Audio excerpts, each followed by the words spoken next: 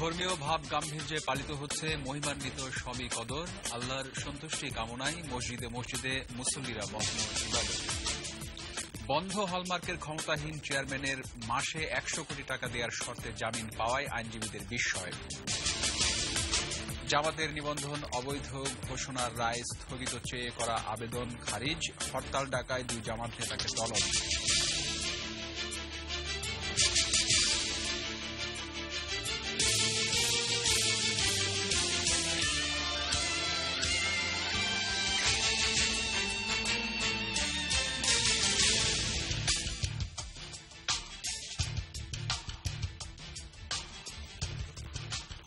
আসসালামু আলাইকুম, রক্তিম ত্রিপুরা আমন্ত্রণ জানাচ্ছি 21 রাতের সংবাদে।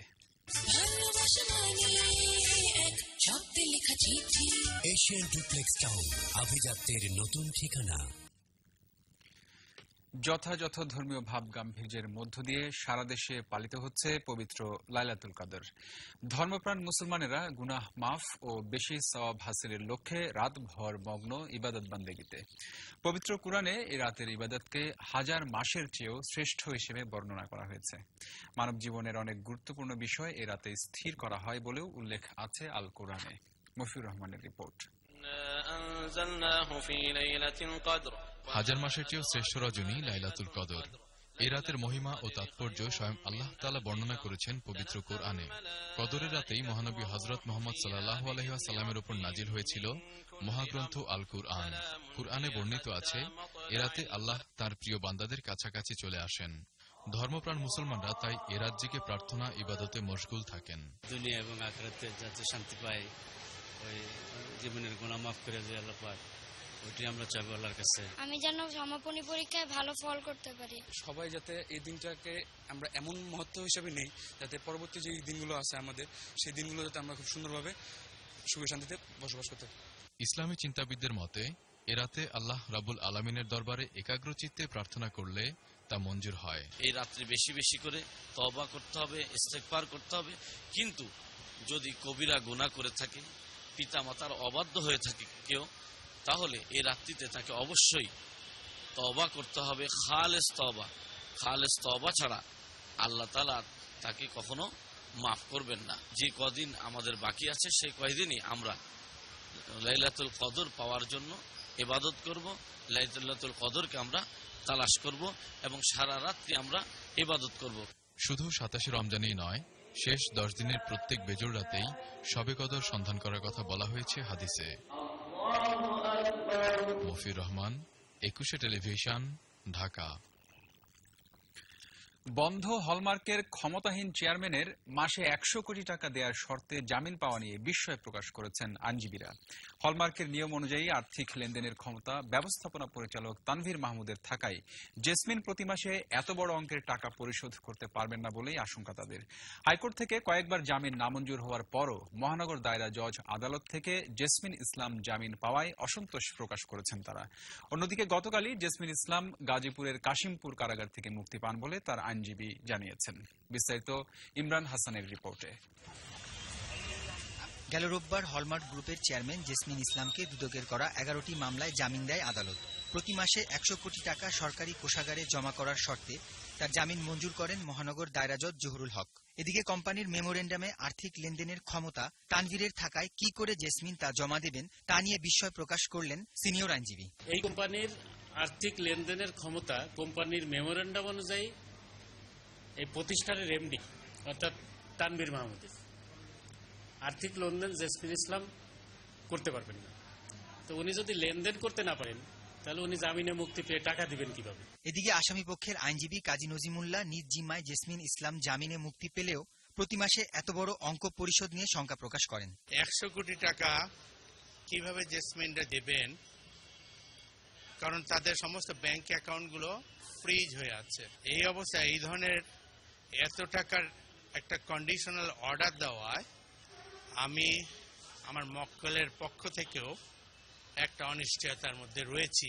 মহানগর দায়রা জজ আদালতে জামিনের শুনানি হওয়ায় এর তীব্র বিরোধিতা করেছেন দুদকের আইনজীবী। পাশাপাশি দুদকের পক্ষ থেকে উচ্চ আদালতে জামিনের বিরুদ্ধে আবেদন করা হবে বলে জানান তিনি। আমরা দুদকের পক্ষ থেকে এই জামিন আবেদনের বিরোধিতা করেছি তীব্রভাবে। বলেছি যে রাষ্ট্রীয় সম্পদ আত্মসাতের মামলা, কাজেই এটি একটি বহুল আলোচিত ঘটনা। এই আদেশের বিরুদ্ধে আমরা উচ্চতর আদালতে যাচ্ছি এই আদেশটাকে বাতিল করার জন্য। গতকাল জামিন পাওয়ার পর গাজীপুরের কাশিমপুর কারাগার থেকে মুক্তি পান জেসমিন ইসলাম। তবে 100 কোটি টাকা জমার এমন শর্তে জেসমিন ইসলামের জামিন হলমার্ক কেলেঙ্কারিতে সরকারের কর্তা ব্যক্তিদের জড়িত থাকার প্রমাণ করে কিনা এমন প্রশ্নও রেখেছেন আইনজীবীরা। ইমরান হাসান, 21 টেলিভিশন, ঢাকা।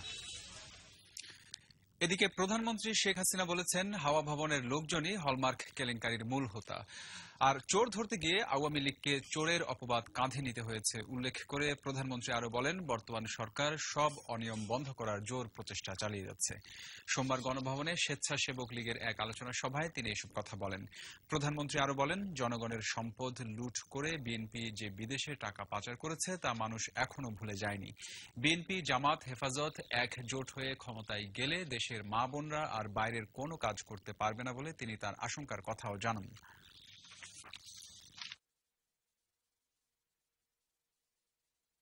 হলমার্কের যেহেতু হাওয়া ভবনের সৃষ্টি, তখন তো কেউ ধরে নাই, এদের দুর্নীতিটা কেউ ধরে নাই, তত্ত্বাবধায়কও ধরে নাই, এসে ধরলাম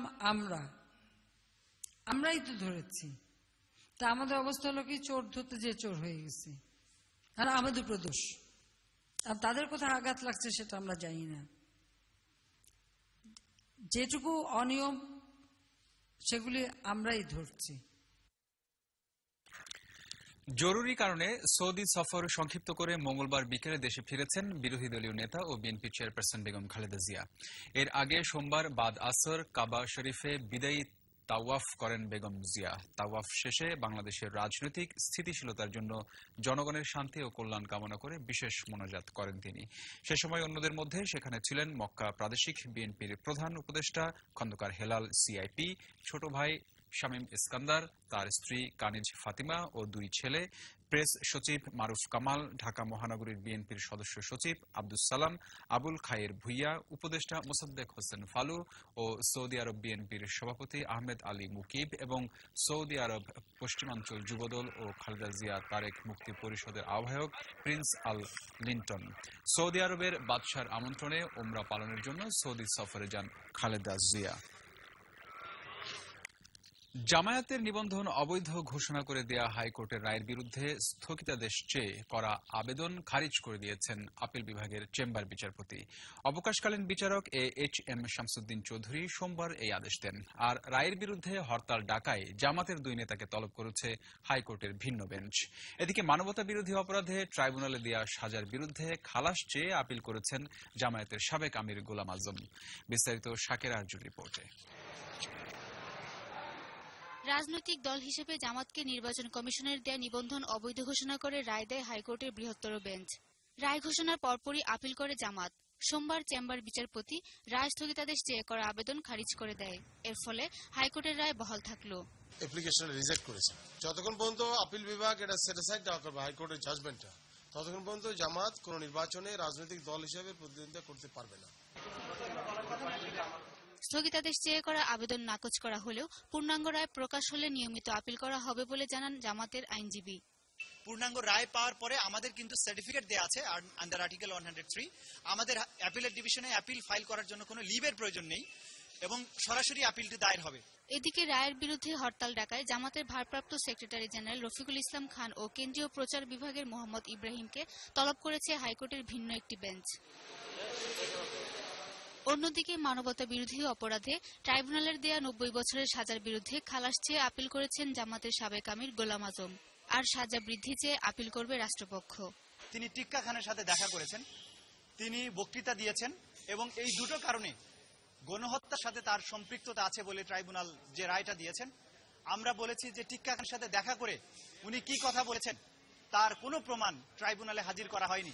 অপর্যাপ্ত সাজার বিরুদ্ধে আমরা আপিল করার বিষয়টি সক্রিয়ভাবে বিবেচনা করছি। শাকের আরজু, 21 টেলিভিশন, ঢাকা। একাত্তরে বুদ্ধিজীবী হত্যার অভিযোগে পলাতক আশরাফুজ্জামান খান ও চৌধুরী মঈনুদ্দিনের বিরুদ্ধে সাক্ষী দিয়েছেন শহীদ ডাক্তার ফজলে রাব্বির মেয়ে ডক্টর নুসরাত রাব্বি। সোমবার ট্রাইব্যুনাল 2-এ সাক্ষ্যে তিনি বলেন, একাত্তরের 15 ডিসেম্বর বিকাল 3টায় আলবদররা বাসা থেকে তুলে নিয়ে রায়ের বাজার বধ্যভূমিতে বুকে ও মাথায় গুলি করে ফজলে রাব্বিকে হত্যা করে। একই ট্রাইব্যুনালে সাবেক কৃষি প্রতিমন্ত্রী সৈয়দ কাইসার আহমদের জামিন মঞ্জুর করা হয়েছে। জামিনের শর্তে বলা হয়েছে, মিডিয়ার সাথে কথা বলা যাবে না, তদন্তে সহায়তা করতে হবে এবং সাক্ষীদের ভয়ভীতি দেখানো যাবে না। অন্যদিকে ট্রাইব্যুনাল 1-এ সালাউদ্দিন কাদের চৌধুরীর মামলায় তৃতীয় দিনের মতো যুক্তিতর্ক উপস্থাপন করেছেন তার আইনজীবী।